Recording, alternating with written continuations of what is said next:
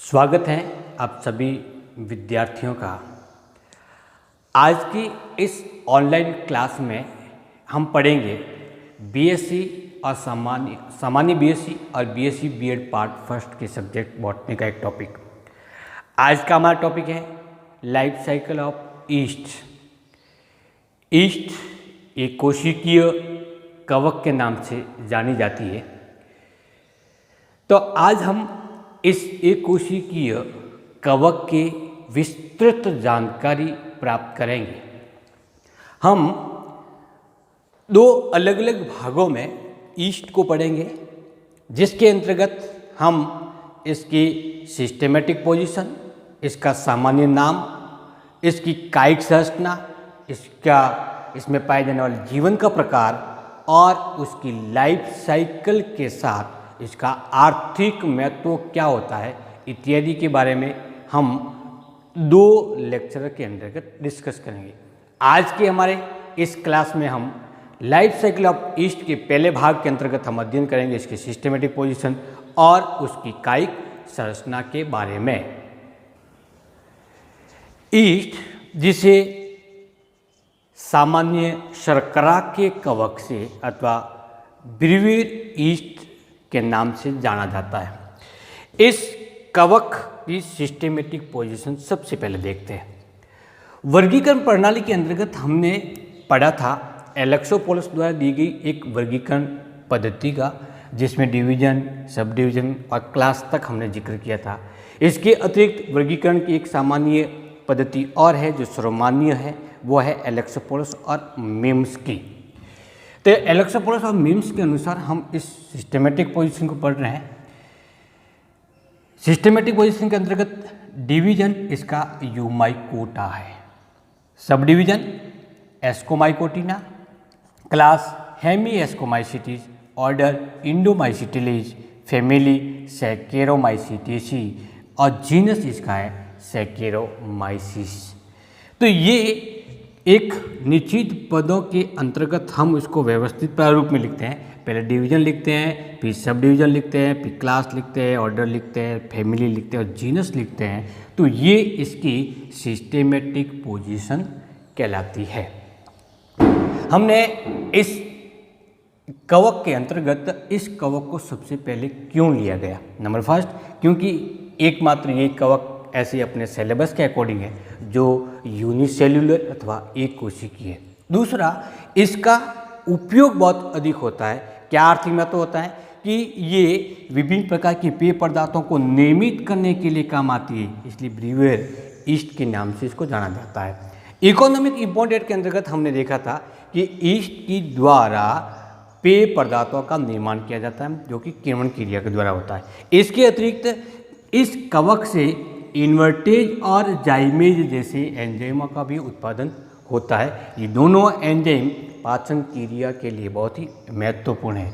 तो ये एक सामान्य से छोटी क्लास से हम इस ईस्ट को पढ़ते हुए आ रहे हैं, तो इसीलिए आज का ये टॉपिक लिया गया कि क्यों नहीं जिस कवक के बारे में हम शुरुआत से पढ़ रहे हैं उसी की ही विस्तृत लाइफ साइकिल को पढ़ना प्रारंभ करें।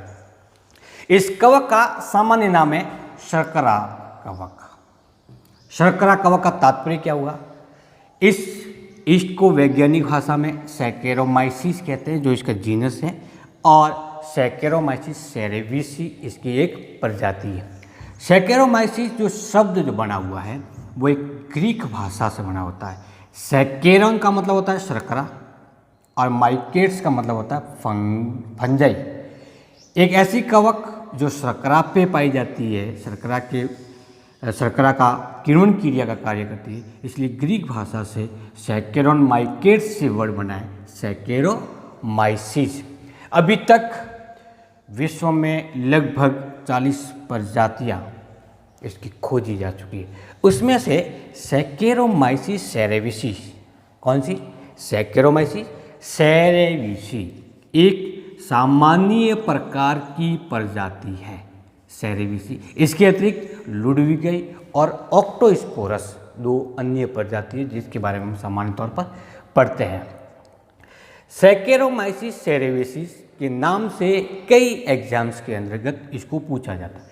ईस्ट का सामान्य वैज्ञानिक नाम क्या है? तो सैक्रोमाइसिस सेरेविसी ही हम लिखते हैं, क्योंकि सेरेविसी है वो कॉमन स्पीसीज है। अब ये कवक है कैसी? तो मूल रूप से मर्तोपजीवी है। पोषण की दृष्टि से कैसी हुई है? मर्तोपजीवी, अर्थात मर्त कार्बनिक पदार्थों से पोषण प्राप्त करती है। कहाँ पाई जाती है ये? मुख्य रूप से फलों के अंतर्गत, जो सड़ने वाले फल है। पुष्प में पाई जाने वाली मकरंद के अंदर भी ईस्ट मिलती है। इसके अतिरिक्त पादपों के क्षतिग्रस्त ऊतक, वन्य भूमि और अन्य जीवों पर ये परजीवी के रूप में पाई जाती है, तो जीव नहीं होगी। इसके अतिरिक्त इस कवक का कृत्रिम माध्यम में संवर्धन कर सकते हैं। कृत्रिम माध्यम में संवर्धन का तात्पर्य कैसे होता है? क्या होता है कृत्रिम संवर्धन? जैसे फॉर एग्जाम्पल हमारे पास में दूध है, उसके अंदर हम थोड़ा सा दही डालते हैं। दही डालने से पूरा का पूरा दूध है वो दही में बदल जाता है, एक प्रक्रिया होगी। अब 2-3 दिन के बाद में वो दही पड़ा रहता है तो क्या होता है? सड़ने लगता है। इसके ऊपरी भाग पर छोटी छोटी कणी की संरचना भी शुरू हो जाती है। वो पूरे क्या है? लैक्टोबैसिलस जीवाणु है। हम ये कह सकते हैं कि हमने लैक्टोबैसिलस तो थोड़ा सा दही के रूप में दूध में डाला था, वो और संवर्धित होकर के अधिक संख्या में हो गई। तो छोटे से माध्यम में, आर्टिफिशियल माध्यम में यदि किन्हीं जीवों को विकसित किया जाता है तो वो कहलाता है कृत्रिम संवर्धन। हम ईस्ट को आसानी से कृत्रिम माध्यम में संवर्धित किए जा सकते हैं। तो ये एक सामान्य जानकारी। हम इस कवक के कई कवकों की लाइफ साइकिल के बारे में डिस्कस करेंगे, इसको पढ़ेंगे, समझेंगे। सब में क्या पढ़ेंगे? सबसे पहले उसकी सिस्टमेटिक पोजीशन क्या होती है, सामान्य नाम क्या होती है, सामान्य तौर पर कहाँ पे पाई जाती है, उसकी कायिक संरचना कैसी होती है, जनन कैसे होता है और उसकी लाइफ साइकिल कैसी होती है। तो सामान्य जानकारी के बाद में अब पढ़ते हैं इस कवक की कायिक संरचना कैसी होती है। ईस्ट की कायिक कोशिका या कायिक संरचना के बारे में अलग अलग वैज्ञानिकों के अलग अलग मत हैं। वेगर और पेनिस्टीन इसकी संरचना अलग बताते हैं, जबकि एलेक्सोपोलस इसकी कायिक कोशिका की संरचना अलग बनाते हैं। सबसे पहले बात करते हैं इसकी सेल स्ट्रक्चर की। हम सेल स्ट्रक्चर होती क्या है? फर्स्ट ऑफ ऑल, क्योंकि ईस्ट कोशिका यूनिसेल्युलर है, इसलिए थैलस भी वही कोशिका है और सेल्स भी उसी को निरूपित करती है। यहाँ पर एक कोशिका की संरचना होने के कारण कवक जाल का निर्माण नहीं होता, माइसीलियम नहीं बनता। लेकिन कभी कभी एक कोशिका मुकुलन के द्वारा दूसरी कोशिका का निर्माण करती है और वो मुकुलन उस कोशिका से पृथक होते ही नहीं है, उसके बाद भी वो मुकुल संरचना एक पुनः नए मुकुल का निर्माण कर देती है। तो इस प्रकार से एक कोशिका दूसरी कोशिका से जुड़ी हुई दिखाई दे सकती है, जिसके फलस्वरूप एक कवक जाल का निर्माण होता है। ऐसे कवक जाल को आभासी कवक जाल अथवा स्यूडोमाइसीलियम के नाम से जानते हैं। नंबर पहली बात क्लियर हो जानी चाहिए कि एक कोशिका की संरचना होने के कारण माइसीलियम का निर्माण नहीं होता, लेकिन मुकुलन के द्वारा उत्पन्न होने वाले मुकुल पैतृक कोशिका से पृथक नहीं होकर के पुनः जनन क्रिया के द्वारा नए मुकुल का निर्माण कर देते हैं, जिसके फलस्वरूप एक कवक जाल दिखाई देता है, आभासी कवक जाल कहलाता है। तो पहला कोशिका है वो कैसी है? यूनिसेल्युलर स्ट्रक्चर है, तो वो थैलस यूनिसेल्युलर हो गया। यहाँ पे पाई जाने वाली कोशिका मूल रूप से यूकैरियोटिक प्रकार की है, इसलिए इसको यूमाइकोटिना नामक डिवीजन में रखा गया था। तो यूकैरियोटिक सेल्स होने के कारण इसमें सुविकसित प्रकार के कोशिकांग पाए जाएंगे। विकसित प्रकार का केंद्रक होगा, जो केंद्रक में क्रोमेटिन पदार्थ पाया जाएगा। सबसे पहले देखें इस कोशिका की संरचना में इसका आकार कैसा होता है, तो मूल रूप से ये गोलाकार, अंडाकार, चपटी अथवा चौकोर प्रकार की दिखाई देती है। बात करें इस कोशिका के रंग की, तो जब सिंगल कोशिका होती है तो हाइलिन होती है। हाइलिन वाला किसी प्रकार का रंग इसमें दिखाई नहीं देता, रंगहीन होते हैं, इसको काचाप के नाम से जाना जाता है। लेकिन जैसे ये कोशिका समूह के रूप में पाई जाए, एक समूह का निर्माण करे, उस स्थिति में ये वाइट कलर की दिखाई दे सकती है, क्रीमी हो सकती है, लाइट ब्राउन हो सकती है अथवा बादामी रंग की दिखाई दे सकती है। रंग कब दिखाई देगा? जब वो कोशिकाएं समूह में पाई जाएगी। इस कोशिका का परिमाप मतलब इसकी लंबाई और चौड़ाई मूल रूप से 6.8 मिलीमाइक्रोन से लगा करके 5 से 6 मिलीमाइक्रोन होती है। तो एक लंबाई होगी और एक की चौड़ाई होगी, तो लगभग सिमिलर होती है, इसलिए वो चौकोर प्रकार की दिखाई देती है। इस कोशिका के सबसे बाह्य आवरण होता है वो कोशिका भित्ति कहलाती है, और ये कोशिका भित्ति मूल रूप से काइटिन की बनी होती है, जिसमें पॉलीसैकेराइड्स, प्रोटीन, एमिनो एसिड जैसे घटक पाए जाते हैं। सेल वॉल होती है वो दो परतों में विभक्त होती है, आउटर सेल वॉल होती है और इनर सेल वॉल होती है। कोशिका भित्ति दो भागों में डिवाइड होती है।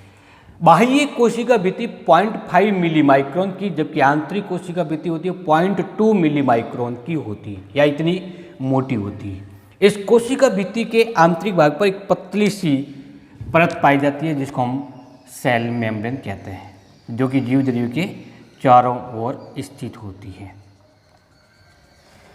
सेल मेम्ब्रेन मूल रूप से प्रोटीन और लिपिड की बनी होती है। सेल मेम्ब्रेन के आंतरिक भाग में बड़ा सा केंद्रक दिखाई देता है। तो यहाँ पे ध्यान देने वाली बात है कि एलेक्सोपोलस के मतानुसार ईस्ट कोशिका इस प्रकार से होती है, लेकिन वेगनर और पेस्टिन के अनुसार अलग प्रकार की होती है।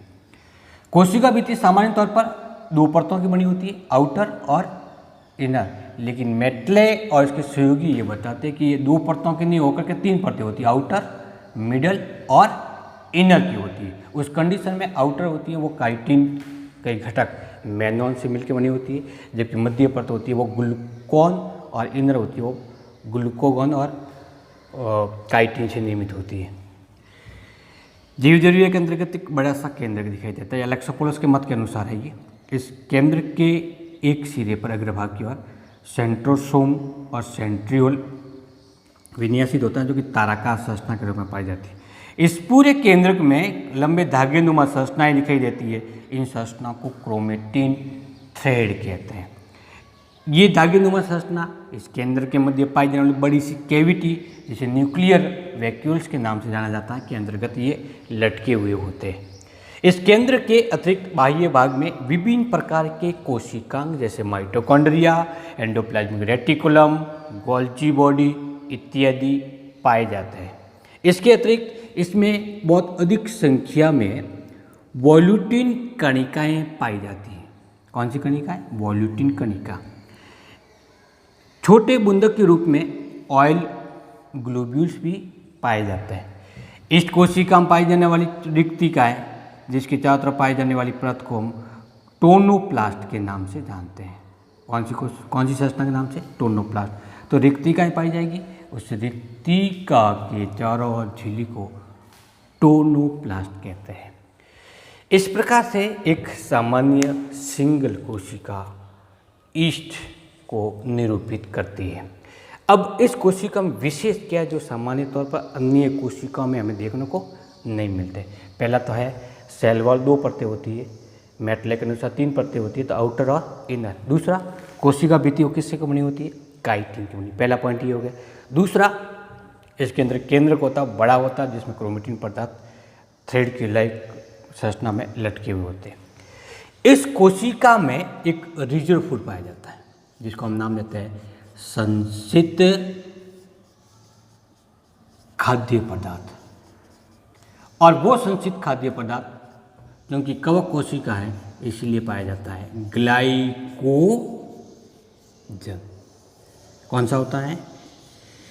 ग्लाइकोजन नामक पदार्थ इस कवक कोशिका में संचित खाद्य पदार्थ के रूप में पाया जाता है। तो प्रिय विद्यार्थियों, आज के इस टॉपिक में जिसका नाम था लाइफ साइकिल ऑफ ईस्ट में हमने क्या पढ़ा? इसके सिस्टमेटिक पोजीशन पढ़ा, कहाँ पाया जाता है, इसके अतिरिक्त इसकी कोशिकीय संरचनाएं पढ़ी है, इसके बारे में जानकारी प्राप्त की। अब एग्जाम में इस टॉपिक से संबंधित, आज के पढ़े गए टॉपिक से संबंधित क्या क्वेश्चन आ सकते हैं? पहला नंबर 1, सैकेरोमाइसिस सेरेविसिस किसका सामान्य नाम है? ईस्ट का। तो ईस्ट का वैज्ञानिक नाम पूछा जाता है। दूसरा, ईस्ट का वर्गीकृत स्थिति इसकी जो हमने सिस्टमेटिक पोजीशन पढ़ी। और तीसरा, इसकी कोशिकीय संरचना कैसी होती है? तो ये जो कोशिका डायग्राम बनाया हुआ है इस प्रकार से इसको लेबलिंग करना है और नामांकित डायग्राम एग्जाम के अंदर बनाया जाता है। कई बार वाइवा के अंदर पूछा जाता है कवकों में पाए जाने वाले संचित खाद्य पदार्थ कौन सा है, तो ग्लाइकोजन है, वो सब में कॉमन है, और कोशिका भित्ति काइटिन की बनी होती है जो सभी कवकों के लिए कॉमन होती है। नेक्स्ट क्लास के अंदर हम पढ़ेंगे कि इस ईस्ट के अंतर्गत किस प्रकार से जनन की प्रक्रिया संपन्न होती है। तो हम क्या पढ़ेंगे, इसमें पाए जाने वाले विभिन्न प्रकार के जनन के बारे में। Thank you.